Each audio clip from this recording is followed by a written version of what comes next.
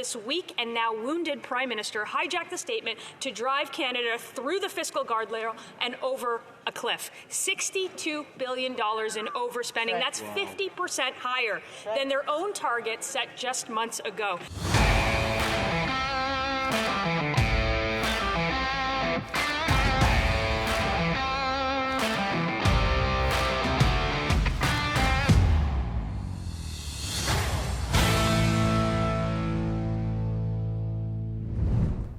Ladies and gentlemen, we bring you the final question period of the year in the aftermath of the chaos in the House of Commons yesterday.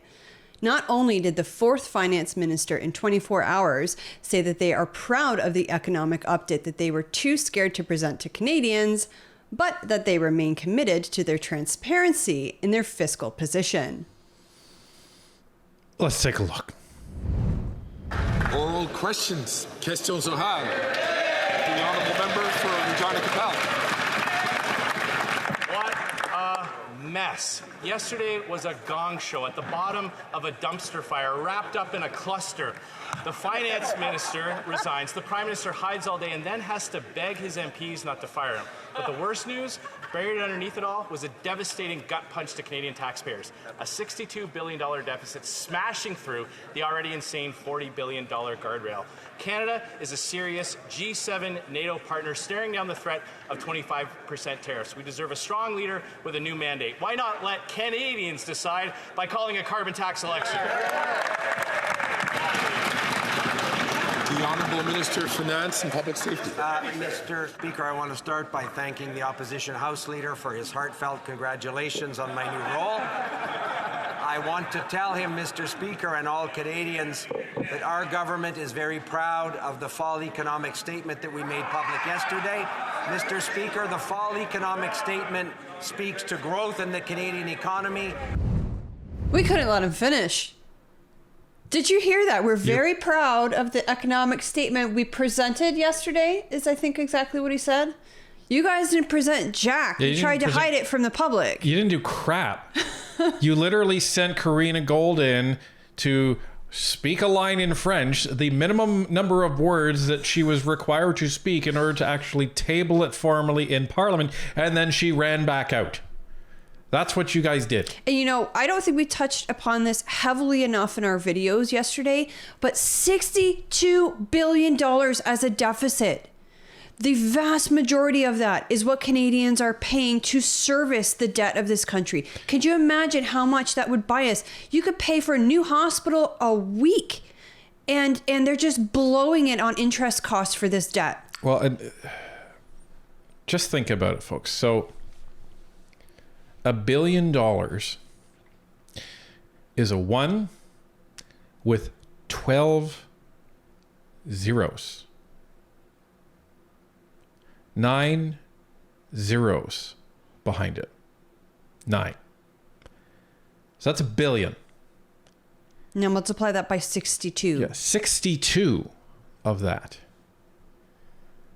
That is a massive amount of money. This is disgusting. And the fact that they were not supposed to go past 40 billion.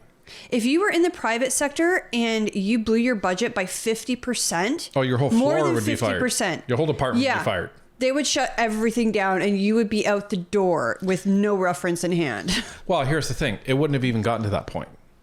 Right, because the private sector has guards in place for this sort of thing. Why doesn't the public sector? Why doesn't the government? You know why? It's because they figure, oh, we'll just get more tax money. We'll just bring more people in. We'll just tax people more. We'll just go into debt. Or if you're the Liberals, they're just like, we'll just print more money. And they wonder why inflation, you know, is a problem. Out of control. Now think about this, folks. The economy is so bad.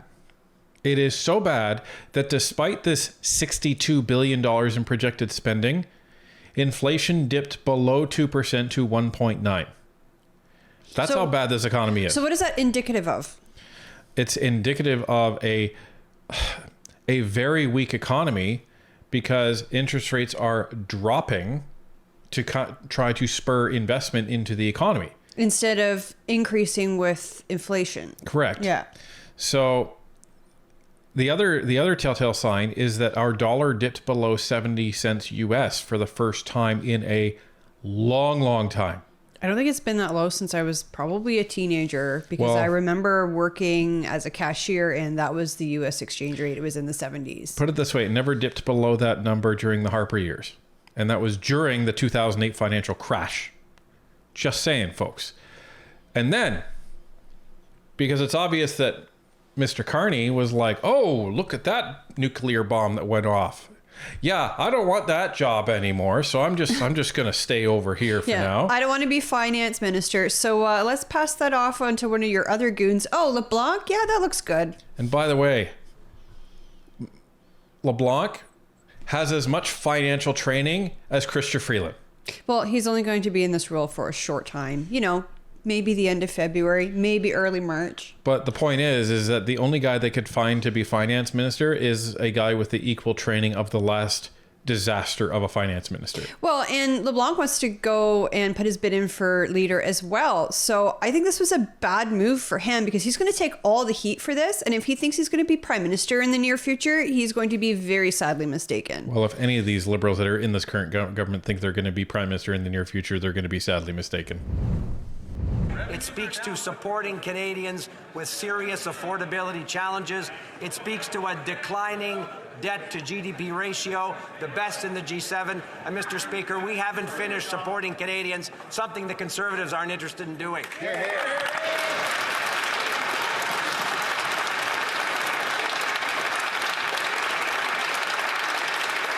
The honourable member for Regina Capel. Well, I'd like to congratulate the new finance minister for being the 4th finance minister in a 24-hour period.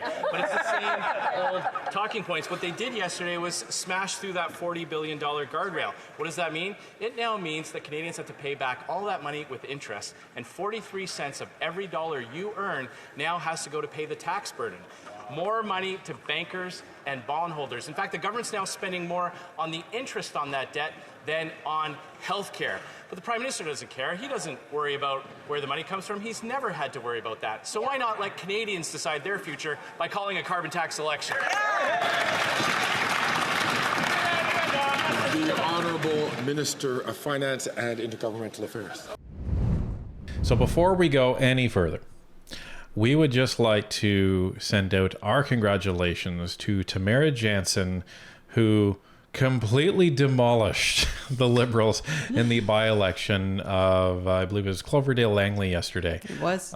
And the polls of that riding were polling at around 53% of the vote to go to the Conservatives, that would have been a landslide victory. But it seems like Tamara Jansen is a bit of an overachiever, because where the vote actually ended up was she scored 66% of the vote. Like, there's landslides and then there's complete avalanches where the mountain falls down. Yeah, I think so. That's amazing. She got 2/3 of the vote. And you know what? I think that's indicative of what's going to happen in our next election, where Conservatives are slated to get 2/3 of the House. That could be the start of the actual blue wave that rolls across this country, folks. I sure hope so. And, you know, some more information about the about what happened last night after this debacle.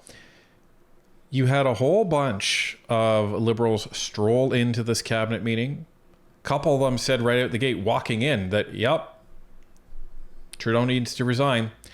And they all looked uncomfortable as all can be coming out. And there was even some rumors being floated around that Mark Holland was going to be resigning from cabinet.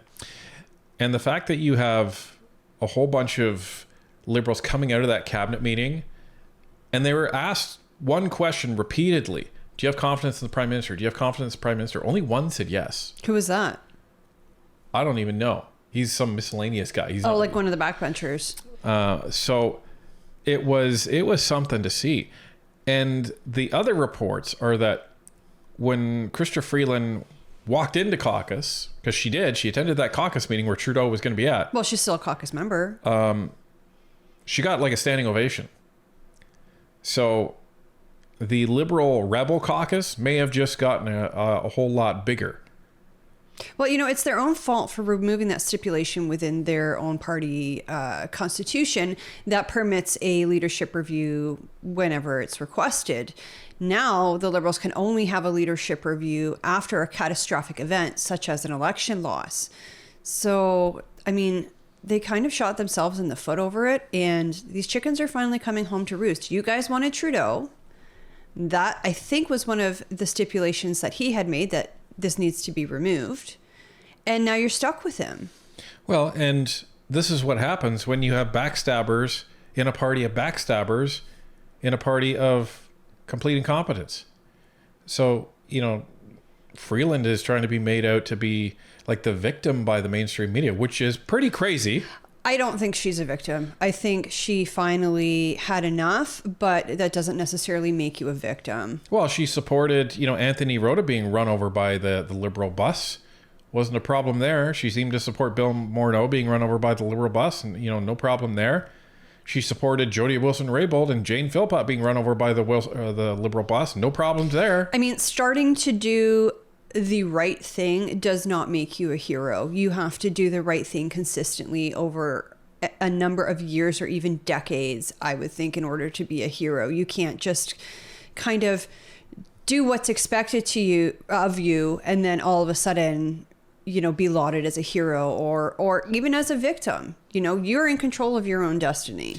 Well, imagine you've robbed like 10 banks, and on, the 11th, you decide you decide to report to the police the rest of your gang and say, "See, I'm the good guy." No.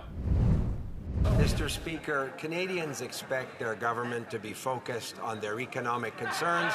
They expect their government to be focused on the real threat that 25% tariffs across the board would mean to the Canadian economy. That's the work that our government's doing. Well, Blanc, you obviously weren't, and I know you weren't, because you were busy getting sworn in as a new finance minister, but you obviously weren't in the House when the economic statement was tabled. Your government was so focused on being fiscally responsible and focused on the economic welfare of Canadians that you wouldn't even allow anyone to ask questions on it. You had your speaker cover for you, so you wouldn't actually have to make a statement and then ask questions about it.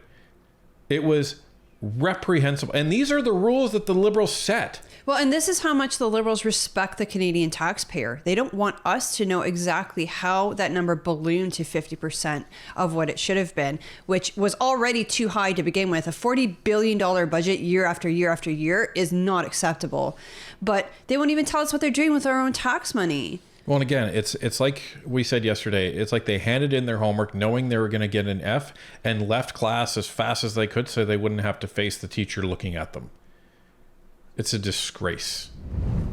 I can report, Mr. Speaker, I had an encouraging preliminary conversation with the Foreign Affairs Minister yesterday, with the Border Czar, with Mr. Homan. We look forward to working with the incoming administration on border security, something that the Fall Economic Statement generously supported yesterday. This is the work Canadians expect us to be focused on, and we're looking forward to doing that work. The honourable member for Regina Capel. Yeah, they were so proud of that fall budget that they tabled it in the House and then ran and hid for the rest of the day.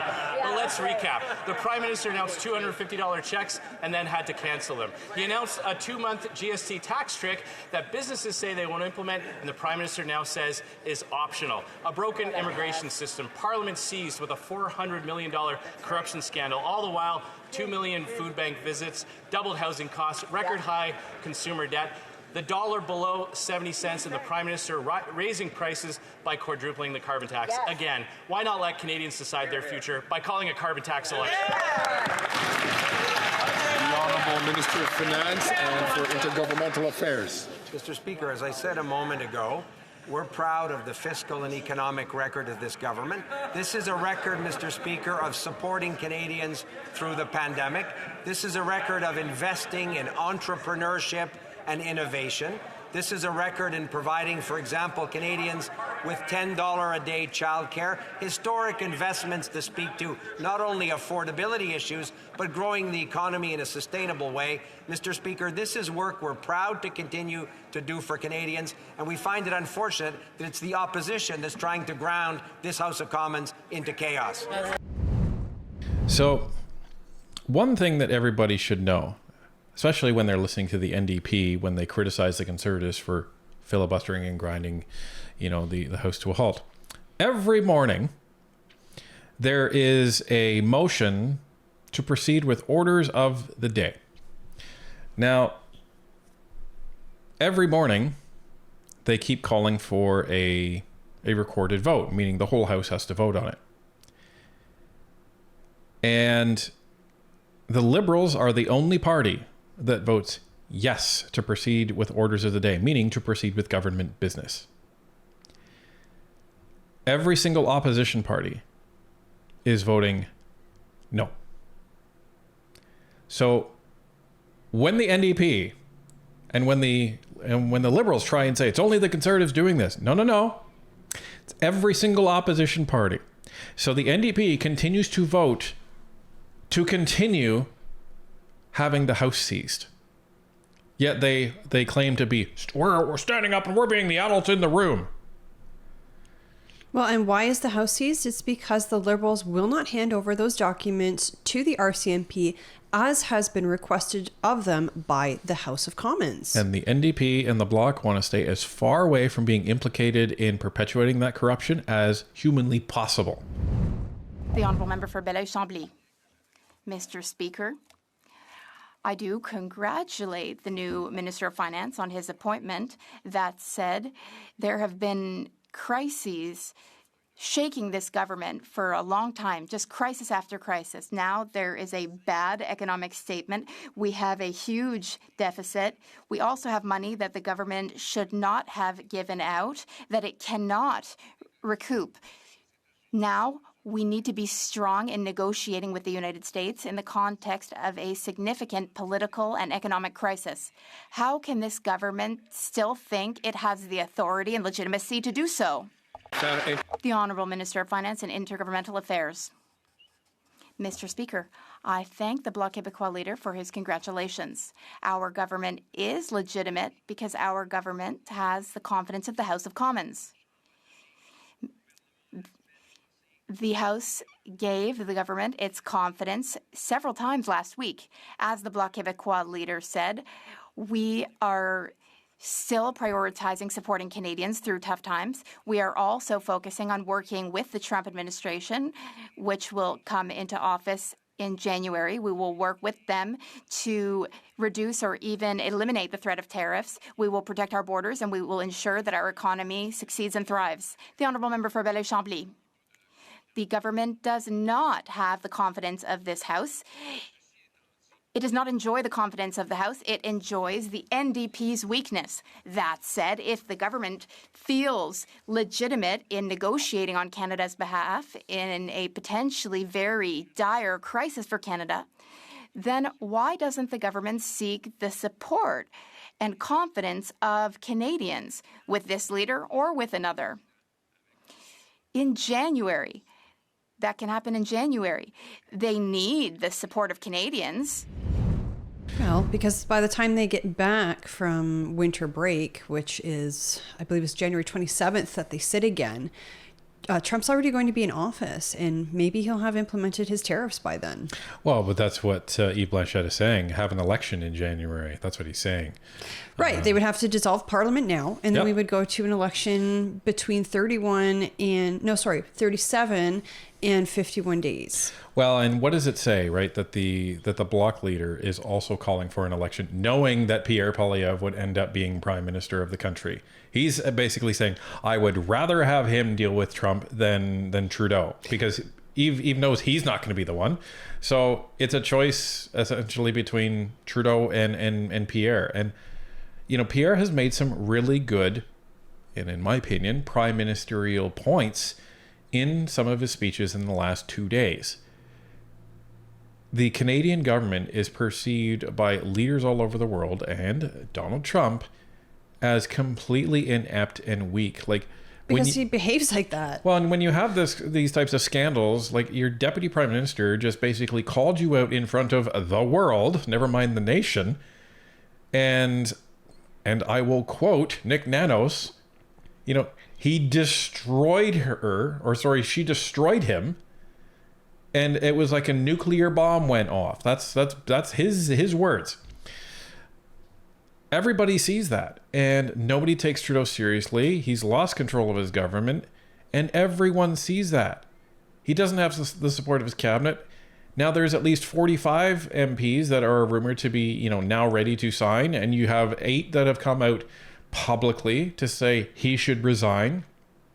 It's going to be a really hard job for Trudeau and whatever ministers he has left to try to wrangle everybody and get them in line in supporting this government. I don't know if he's going to succeed, but at the same time, I don't know if Trudeau's going to step down because, again, I think it's personal now between him and Poilievre.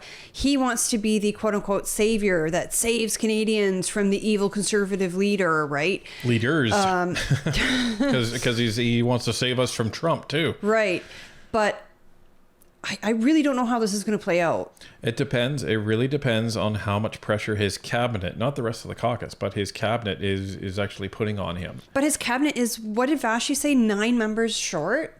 Oh, yeah. Yeah. So you have, normally I think they have about 37 ministers. And now they're down to what, 28? So, who knows? Because Trudeau has also created imaginary ministerial positions as well. So it's unclear because he's also doubled up some of these roles on some of these, it's insane. Yeah, I was going to say you've got Anita Anand and now Dominic LeBlanc both doing double duty in their ministerial positions. So how are you going to get 20-something individuals to try to wrangle a caucus of 150, I guess 155 now with that win? So... And it's not just that, because these ministers are in charge of several agencies as well.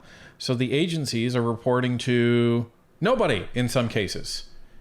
And that is always a bad thing in a government when the agencies are not reporting to somebody for an extended amount of time. This government is in its death throes, but Justin Trudeau won't let go.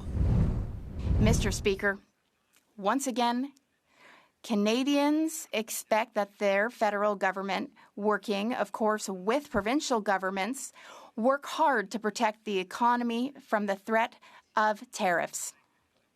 That's exactly what we have done since the dinner we had with President Trump in Florida.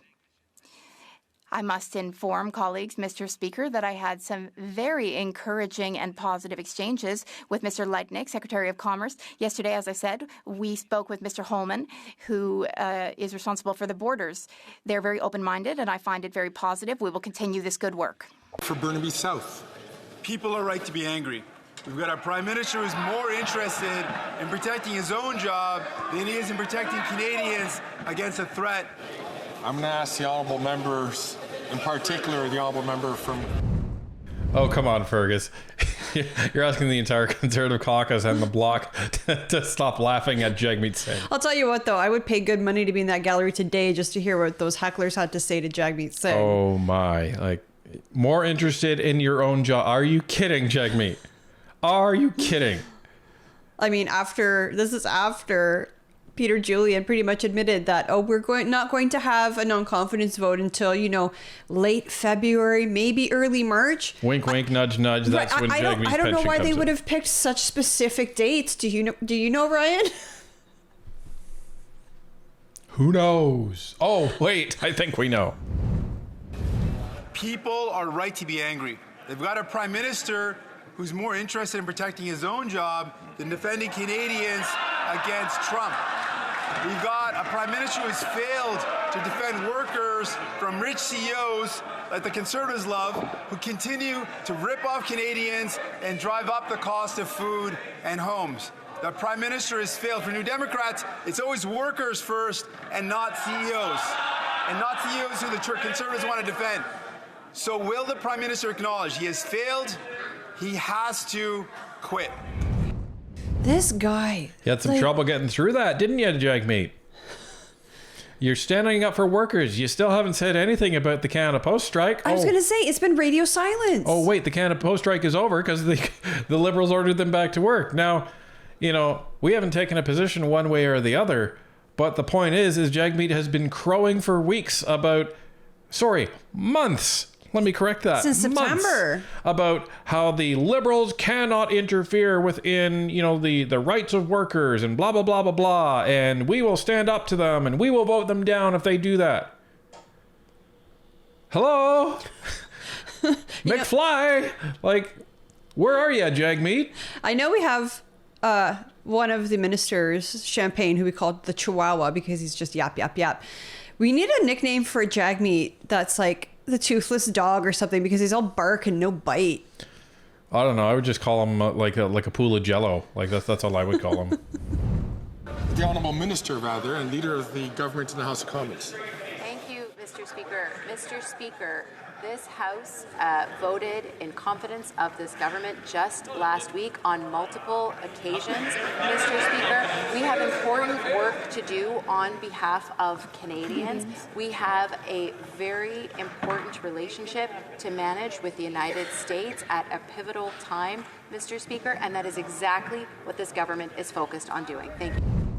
I just find this incredible that the Liberals are actually rubbing this in to the NDP. They're literally rubbing it in their face that they voted confidence in the government last week. It's crazy. I don't know though. As a political strategy, I think it's smart because the fight for seats is not going to be between the Conservatives and the Liberals. The Conservatives are going to clean house. We know that already. The fight is going to be between the Liberals to maintain as many seats as they can and maybe try to steal a few away from the NDP. So the fact that Karina Gold is saying this about the NDP, that, well, you guys obviously supported us, I think it's more to show NDP voters who may be disenfranchised and don't want to vote for the Conservatives, maybe that the Liberals are the third option. I think what this also signals is that everybody in that House knows that this government will not survive another confidence vote. No. I think that's why they're trying to avoid it. Everybody in that House knows that the election is not going to be in October of 2025. It is going to be in the spring of 2025. So the nicey nice is over and it's now posturing. And it's going to be a free-for-all between the parties at this point. You're already seeing that it's a free-for-all within the Liberal Party itself because MPs of the red stripe are now trying to just save their skin and save their own seats rather than save the government. Now, I do want to point something out that this is kind of a shot in the dark. I don't think it's actually going to happen, but it is technically possible. So today is the last day that the House sits before Christmas break, and they come back on January the 27th. It is possible in that time frame that the House is not sitting, that the Prime Minister can go to the Governor General and request for the House to be dissolved, and therefore an election will be called. I don't think it's going to happen, but it's technically possible. So just keep that in mind. Well, one of the hypotheses from Tom Mulcair, and he seems certain of this, but he's been certain of Trudeau leaving for months now. Is that he thinks the most likely scenario is during the break, Justin Trudeau will prorogue Parliament and call a leadership race, and then that person will return and most likely then call an election, because they're not going to survive a throne speech. That's for darn sure. Again, possible, but I just don't think Justin Trudeau is the type to step down. I think he thinks he can still win. I think he's blaming things like alternate media, like the Conservatives. I think he's blaming all of us. And I think that he thinks if he could just do X, Y, or Z, that Canadians will love him again, Canadians will vote for him again, and he'll be the one to beat Pierre Poilievre. We'll see. Yesterday, the fall economic statement confirmed what former finance minister, the budget officer, and the Globe and Mail already told us, that this weak and now wounded prime minister hijacked the statement to drive Canada through the fiscal guardrail and over a cliff. $62 billion in overspending. That's 50% higher than their own target set just months ago. They told us over and over again that the deficit wouldn't exceed $40 billion. Simple question. Why did they mislead Canadians again? Yeah, way to go, Melissa. The Honourable Minister of Finance and for Intergovernmental Affairs. Mr. Speaker, far from misleading Canadians, the government thinks it's important to be transparent in terms of the fiscal picture of the government. If that's what you guys think, then you've failed horribly again. That statement is just incredible. We didn't mislead Canadians. No, Canadians misled themselves. Now, please listen as I'm about to mislead Canadians. Like, it's like that episode of The Simpsons where Homer's like, Marge, it takes 2 to lie, 1 to lie and 1 to listen. And the Canadians are the ones doing the listening. But it's like just he blames us. It's incredible. Like, oh, we didn't mislead Canadians, but just stand by and wait 2 seconds because I'm going to mislead you by telling you that we were transparent. And you know, I'm not laughing because I think this is funny. This is far from funny. I cannot believe the garbage coming out of this minister's mouth. Well, the latest reports from the Globe and Mail is that, well, it's the exact same statement that Trudeau made after the, last caucus meeting where they had a bunch of people stand up and tell Trudeau to resign. He said he won't quit, but he will reflect on what has happened. Oh, and I bet in like less than 24 hours, he's going to come back and be like, nah, I like this job. It's cushy. I'm going to keep doing it. I don't think he's going to say anything for a while. I think he's going to go to his basement and hope nobody bothers him. I think that's probably what's going to happen because they're having the Liberal Christmas party tonight.